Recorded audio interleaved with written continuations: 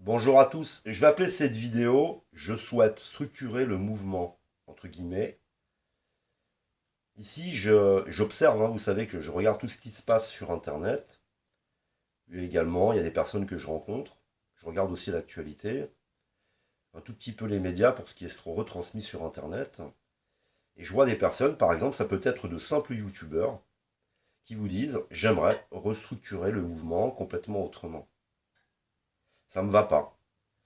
Si les choses étaient comme ci, si les choses étaient comme ça, si nous faisions ceci, si nous faisions cela. Et donc des personnes qui prennent des initiatives, qui puissent être individuelles, les partager collectivement, et il y en a pour qui c'est insupportable. Alors j'ai décidé de faire un tout petit atelier et vous expliquer mon point de vue, ce que je m'imagine, c'est mon réel, et sur à peu près ce qui devrait se passer, et vous le retransmettre. Aujourd'hui on a un produit, ici, c'est de l'alcool, un alcool modifié. Ce sont des molécules, vous voyez, elles sont jaunes, et elles sont contenues. Elles ont un contenant. Elles ont un conditionnement. Ça a été conditionné dans une bouteille en plastique. Et les gilets jaunes, c'est en quelque sorte des personnes qui sont en train de sortir d'un conditionnement et qui se répandent dans la rue. Et tout ça, ça s'enflamme. Je vais l'éteindre. C'est une toute petite démonstration, ça s'enflamme. On aimerait bien donc reprendre le contrôle. Parce que quand on met le produit dans un conditionnement, il n'est pas dangereux. Il est obéissant. Il est malléable. J'en fais ce que je veux. Et là, on a donc une partie de la population qui est en train de sortir. Et on pourrait dire que dans cette bouteille, des personnes sont conditionnées par les médias, par l'éducation, par tout un ordre actuel.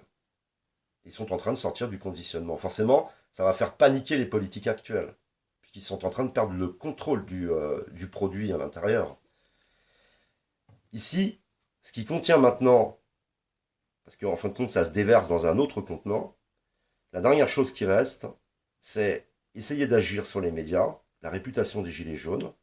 Deuxièmement, c'est utiliser la justice, non pas pour rendre la justice, mais pour maintenir un ordre encore, essayer de le maintenir le plus possible, et utiliser la police et des moyens pour essayer le plus possible de contenir ce produit, et en utilisant aussi les médias, en essayant de jouer sur la réputation des gilets jaunes.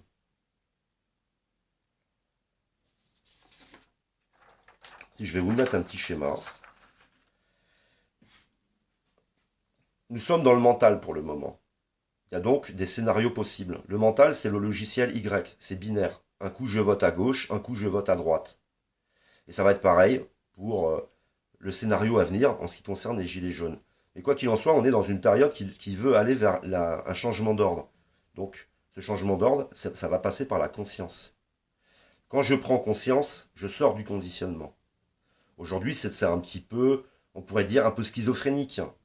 C'est un petit peu désordonné. Mais on a bien des personnes qui sortent peu à peu du conditionnement, qui entrent dans la conscientisation, qui sont passées de parler de taxes à parler maintenant de réécrire la Constitution, de parler de mettre en place le RIC, qui parle d'environnement, qui parle de spirituel, et tout ça est en train de se métamorphoser.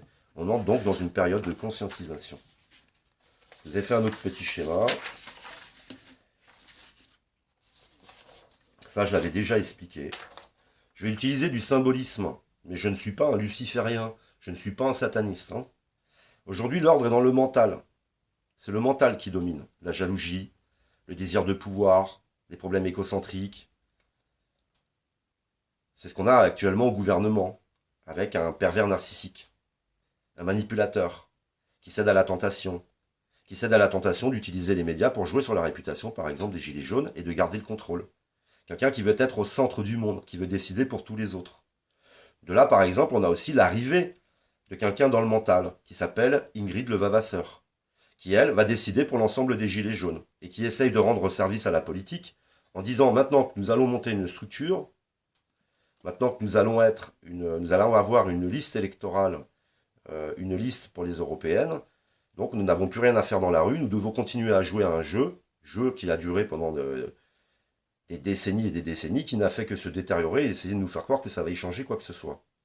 Tout ça pour essayer, bien sûr, d'utiliser les médias et dire, regardez, ils ne veulent pas retourner dans la bouteille alors qu'ils sont maintenant un parti politique. Ils doivent retourner dans le système, dans le conditionnement. Mais les gilets jaunes ne veulent pas. Ça passe donc par une descente aux enfers. La descente aux enfers, c'est l'arrivée, la croisée des chemins par laquelle on va passer, où on va découvrir qu'on est en train de rentrer dans une crise sociale extrêmement profonde, une crise économique extrêmement profonde, une crise politique extrêmement profonde, une crise diplomatique extrêmement profonde, une crise climatique et aussi environnementale profonde, avec aussi des problématiques de matières premières. Nous sommes à la croisée des chemins et nous devons posséder toutes ces informations pour pouvoir entrer dans la conscience et changer l'ordre. Donc là, l'ordre est le mental, et c'est pour aller vers un ordre en conscience. Ça passe donc par une descente aux enfers. J'ai pris le symbolisme de Lucifer. Il y a beaucoup de choses qui tournent autour de ça. C'est ce qui va scier le fer. Lucifer, c'est l'étoile du matin. Et là, on est dans un printemps. Un printemps, en quelque sorte, d'un mouvement révolutionnaire qui va passer d'un ordre du mental à l'ordre dans la conscience. Donc, c'est la connaissance. On va rentrer dans la connaissance. Malheureusement, la connaissance, elle a aussi pour effet d'invalider notre modèle, puisqu'on va se rendre compte qu'il n'y a aucun avenir possible. L'ordre actuel, c'est ça. C'est l'égocentrisme. Vous avez une personne qui est au centre de tout, et vous avez toutes les personnes qui sont dans l'individualisme. Je l'ai pris pour une représentation un petit peu de cellule. Et c'est un cancer. La personne au centre est un cancer, c'est-à-dire que tout doit lui revenir. C'est à l'image de M. Emmanuel Macron. On peut le voir dans ses comportements, qui sont odieux, qui sont méprisants, qui va absolument tout contrôler et décider pour tout le monde. C'est un certain ordre. Et là, les cellules sont dans l'individualisme. Et là, on est en train de passer donc à un nouvel ordre, où les cellules cancéreuses vont être séparées du groupe, les cellules sortent de l'individualisme, se mettent ensemble, partagent des informations et entrent peu à peu dans une métamorphose et une conscientisation. Je fais encore un autre schéma. Donc, l'ordre dans le mental, c'est l'ordre actuel. Et il voudrait bien sûr maintenir cet ordre pour la suite des événements. Ça, ce serait une catastrophe. C'est une catastrophe parce qu'il ne change pas de paradigme. Et on continue, on ne fait que s'enfoncer. Là, nous entrons dans une période de conscientisation qui va nous permettre d'entreprendre un virage et aller vers le réel, s'adapter au réel. Se connaître soi-même, connaître les autres, connaître l'univers et prendre des décisions en connaissance de cause. Aussi, devenir adulte, passer des enfants de la patrie, des enfants de cœur, à des personnes adultes qui vont pouvoir eux-mêmes s'impliquer et agir sur leur cercle des préoccupations. Donc il va y avoir une résistance avec des tentatives de maintenir l'ordre actuel. Les personnes qui sont égocentriques sur Internet, ça peut être des youtubeurs, ça peut être des personnes politiques, ou des personnes qui ne supportent pas le mouvement actuel, aimeraient être au centre de ce mouvement, donc mettre en place énormément de choses pour essayer d'apparaître et de devenir le leader charismatique, mais ce n'est pas possible. Puisque justement, ça c'est l'ordre. C'est le vieux monde, tout ça. Et on est en train de passer à un nouveau monde, une nouvelle forme, où là vous voyez que l'ensemble des personnes qui sont les plus représentatives du mouvement, qui sont plutôt des porte-paroles, ne sont pas au centre du mouvement. Vous pouvez y avoir Éric Drouet, Maxime Nicole, et j'en passe, qui sont là. Et là, il y a des personnes qui font tout pour être au centre et attirer l'attention sur eux, et prendre le contrôle du mouvement, et que le mouvement soit à leur image. Toujours un problème d'égocentrisme. L'égocentrisme fait partie, j'ai envie de dire, de l'ancien monde. Ces personnes-là ne supportent pas qu'on arrive là. Ça veut dire que tout ce qui touche l'égocentrisme, l'individualisme, et j'en passe, va être exclu peu à peu. Il va donc y avoir deux ordres qui vont rentrer dans une dualité. Bien sûr, tout ça, ça se fait dans le mental, pas dans la conscience. Conscientiser,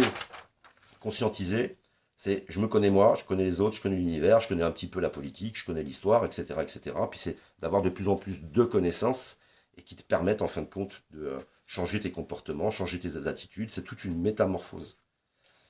On appelle ça aussi le processus d'individuation. Tu peux le vivre donc individuellement ou collectivement.